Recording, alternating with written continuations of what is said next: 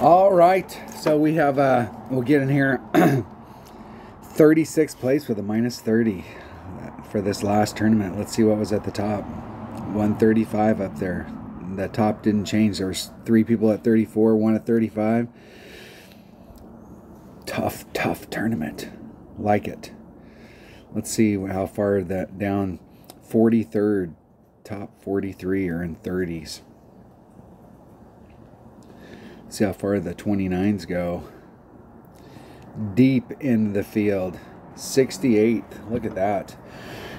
What a tournament. Had a lot of stuff not fall. A lot of stuff close.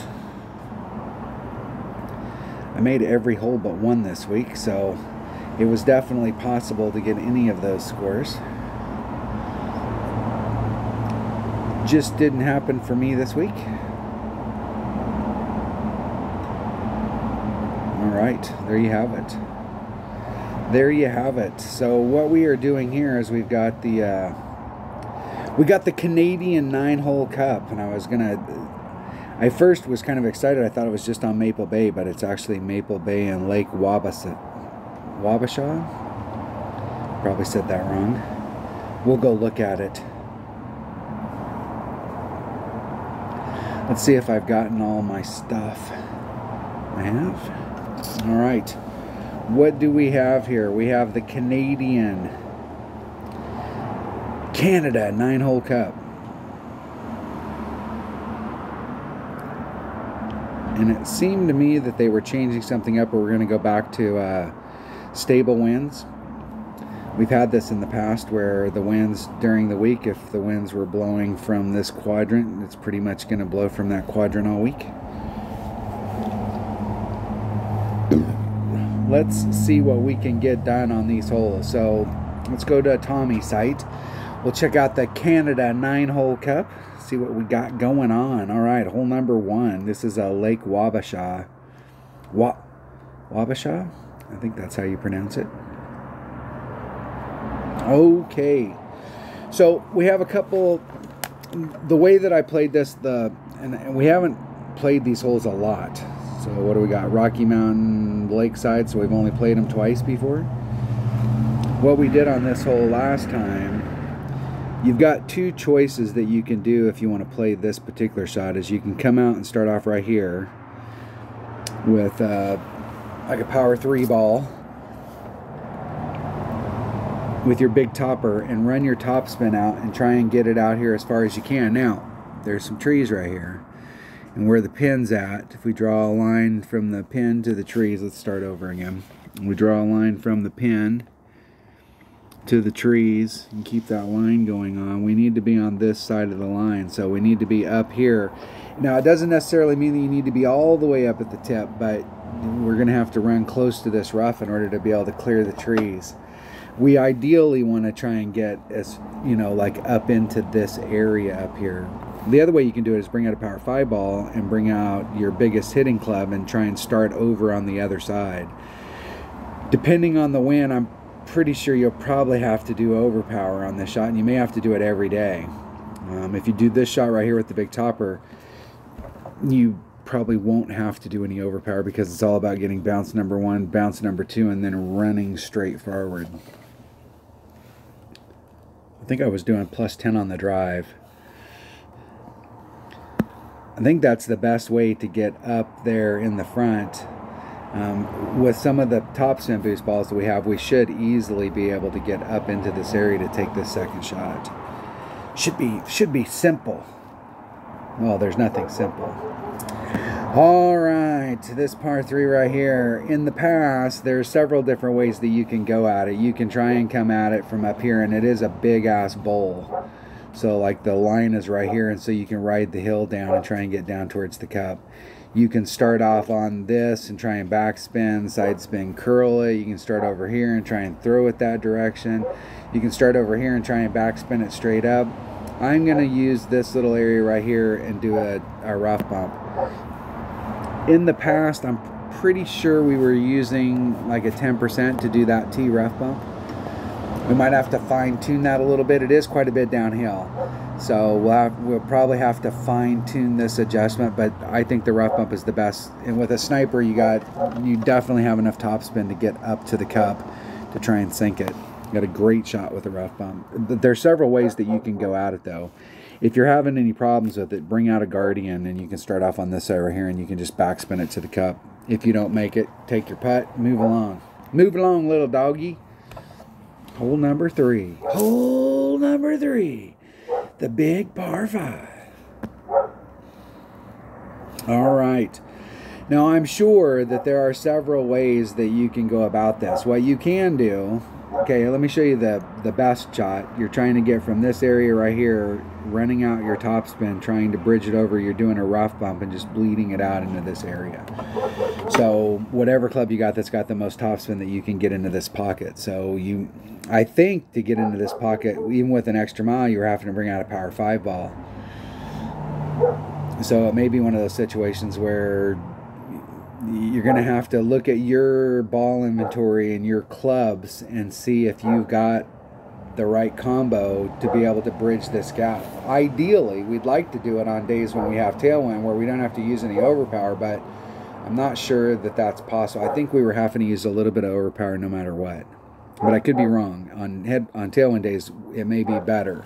But this is the best shot. It's going to get you up here and here cleanly so that you can do a nice, I mean, you got a really nice maximum kingfisher, maximum short iron shot to the cup. So that is awesome. You could lay it up right here and then go for the shot coming at it. So if this is short iron, you know, you got short iron, that's maximum. We got long iron, we're probably in wood back in here. I suppose you could try and lay it up in this area, but I'm not sure what that would get you. Like if you went straight from the tee box, zoom it back. If we go straight from the tee box and draw some lines out here, you know, we could get out into this area, but I think we could get here pretty easy. If we draw a line from the cup, we're definitely at a better spot right there. So either that or bringing out the bigger stuff. If you have the bigger stuff, if you've got a ball that's a club that's got a lot of topspin and a lot of distance, trying to bridge that gap over there. One of the things that'll make this hole different is topspin boost. So, you know, you may have mid-level clubs, but if you've got a topspin boost ball, it may be the ticket. We've got a great opportunity for Albie right here. Hold on one second. All right, I'm back. All right, hole number 4. Hole number 4, the Canada Cup is at Maple Bay. All right, we have several choices here. There is a rough bump that you can do off of this to come to the cup. And like so many other holes, there were somewhere in the 10%. There is a little bit of an adjustment. You can come from this side and try and bring it around. The deal about coming from this side and trying to bring it around is you need a ball that's got side spin. You don't want to pinch yourself up in this area. I've also seen people come at it from this side over here. But I think the mass majority of people are going to come at it from the right, and it's going to be probably like a 50-50 where half of them are doing the rough and half of them are just coming at it. Got a great opportunity to make a hole-in-one on this hole, though. It's not one of those super high percentage ones, but it's definitely we're going to have a great opportunity to make a hole-in-one during the week. All right. Okay.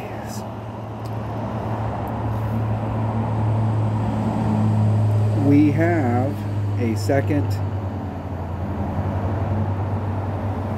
Let me get my pen here. Let me see if I can get it all on the screen. So pin here, run a line to the first tee box. We're obviously not going to make that distance. What we're looking for is to get as far up here as we can, and then we have a tee rough bump right off of that. I believe that this is in wood range. This is one of those things where you want to get as far down into this as possible to pick up the distance, but as you get farther down into it, everything's narrowing up, and you have to be absolutely on trajectory. So if you're a little short down in here and you're in this area, the second shot is really going to depend on your clubs. You can get in a situation where you can get your red lines right in this area, so you'll have to take the shot a few times with your clubs and work out the ball inventory on where you can land out here. But I'm going to be going for that second bounce rough bump for sure. Faux show.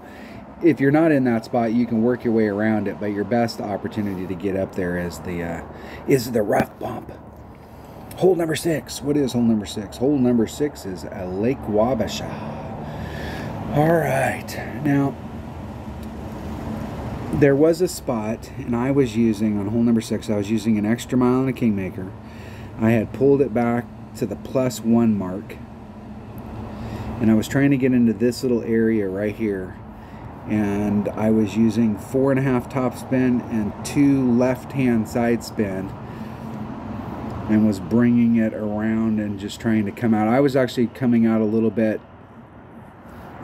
It's hard to tell because the flagpole's there. Let me draw some stuff here. So this rough area is coming like this, and I'm trying to breeze out of this area so that I'm ending up kind of like in this area. But you can get over here and get through this rough and bump it out in one and be right off the green. You can actually get the angle and try and go for it, but the whole deal is just get over here so that you can take a short chip and get your eagle. I'm sure there are other ways to play that hole, but like literally, like you got to get on a one. And if you can take an extra mile and pull it back from the red line, you should be able to use your big topper. You may have to change ball, but you should be able to use your big topper. Hole number 7. Another one of the Lake Wabasha holes. Faux show. This one, I was coming from this area here and going straight at the cup, and I'm going to have to take this shot in this tournament just to make sure, but I was doing a 60% wind adjustment. It doesn't look like it's that bad, like looking at it, but I was doing a 60% wind adjustment, and if I would have did 60% plus 0.1, I would have made it. I just did the 60 and missed it, but there is an opportunity here, and I'm not doing a rough bump. Although I was in Sniper, there may be an opportunity down here to do a rough bump with. If you might be able to get a bigger ball and get it with your Goliath, or you may be able to use your Horizon. But there might be a rough bump that you can do here. But I was going straight at the cup, starting off on the fringe, and then just trying to bring it right to the cup. We'll work on this hole as the week goes on. This is a pretty long rough bump to do, but we'll work on this hole. I think this hole right here has great opportunities for us as the week goes on. Hole number 8. All right, so this is another one of those holes that you got to remember that PD, Playdemic, are ball manufacturers. They sell balls, okay? And this is a hole right here that if the wind is blowing with us, or even if the wind is blowing side wind, we might be able to do this with a 3 power ball, and we're going to go straight at it, trying to get a rough bump here, and then just bounce up and get onto the green side so that we can take our pitch or putt and move along doggy. If we've got a headwind day, you're definitely going to have to bring out a bigger ball. Now, there is a shot that you can do going from starting off on the right-hand side, trying to bring your ball over this way, leave your ball laid up, and then go for the shot. You have several options on the second shot depending on what clubs you bring. There is a rough bump that you can do here that'll get you, that's a pretty decent shot. You can also go for it without doing the rough bump, but the rough bump is a pretty decent shot if you got the right clubs for it. Getting over to here is kind of difficult because our landing area X here looks like this. And so it's one of those deals where your ball guide, when you're up here at the top, where it's flat and you run your top spin out, you're just a little short, so you just need to push your ball forward a little bit so that you can catch it. But when you push your ball forward, it rolls over the top of this, and it makes the bounce go flat. And so instead of being up here, you push it forward, which should put your ball guide forward. It actually makes your ball guide go back, because now you're down on this part of the hill. your ball guide's going flat and then you're digging into this rough, it's really easy to take this shot to come over here and end up in the sand, or clipping this rough and barely getting out. It is kind of a difficult shot to get over there, even though I personally would rather just go for this shot.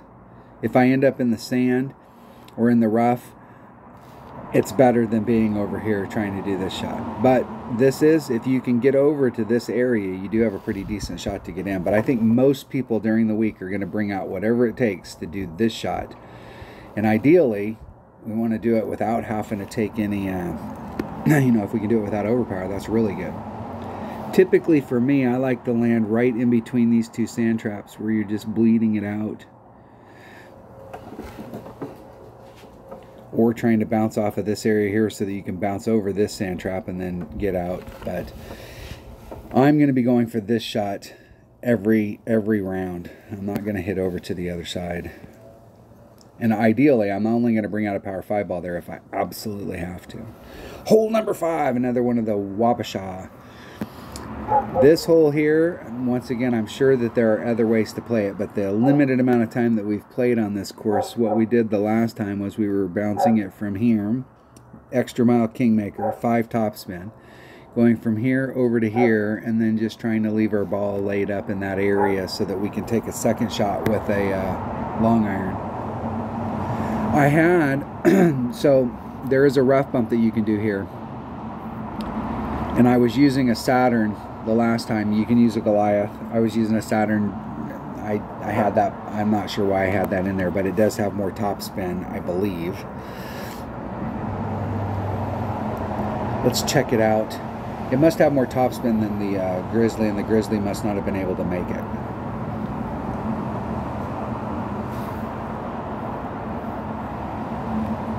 It does have a little bit more topspin, so I don't think I was able to make the rough bump with the Grizzly, but I was easily able to make it with the Saturn. So the Saturn versus a Goliath, we're talking same ball guide, 3.9 for both clubs. Accuracy wise, I think, are they exactly the same? 55, 56. So there's not much to choose between them. The Goliath is going to help you out because if you do short shoot your first shot, you're going to have plenty of distance to get up there. So a Goliath is not a bad club for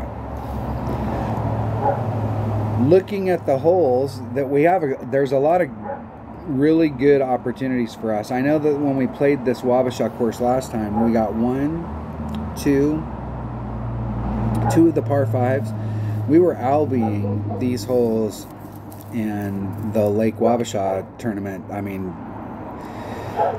we were getting a lot of points by albiing these par 5s. So I think with the 2 Wabasha holes that we have on here, we've got a lot of great opportunities. I'm not sure there's any gimmies, but I think this might be a pretty low scoring tournament. So we'll have to see as the week goes on what we can get going. I'm going to try and get a hold of Dunner today and see if maybe we can do a practice round.